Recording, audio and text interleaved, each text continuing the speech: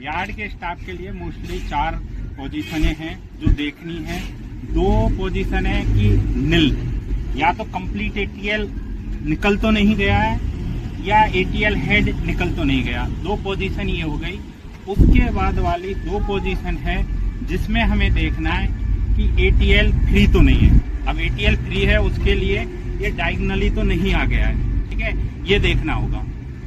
Sir यही बोलना है, एक बार वो स्प्रिंग निकाल देता हूँ इसकी, अब पता लग जाएगा। चलो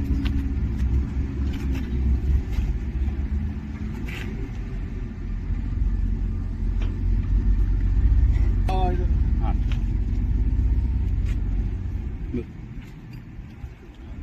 एटीएल की मोस्टली हमें 4 पोजीशन देखनी है।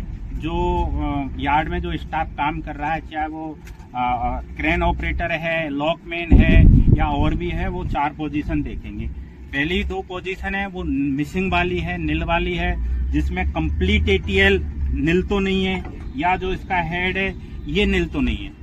2 पोजीशन नील वाली है। 2 के बाद अगली जो पोजीशन है एटीएल की जो पोजीशन इसके पैरेलल नहीं होनी चाहिए। अगर पैरेलल है तो एटीएल हर कंडीशन में डैमेज है, उस पर कंटेनर लोड नहीं होगा। अगर इसकी पोजीशन इस एंगल में है वही एटीएल, और उसे फोर्स करने पर, मतलब हाथ से फोर्स करने पर भी अगर वो इस पोजीशन पे नहीं आ रहा है तो एटीएल सही है। अगर यहाँ आ गया तो एटीएल खराब है।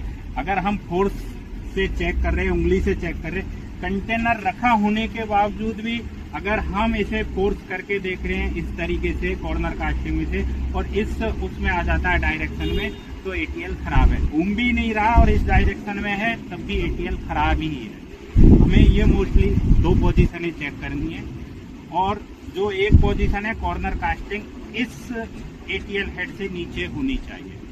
बस ये जो मोस्टली 4 पोजीशन है यही देखनी है हमें।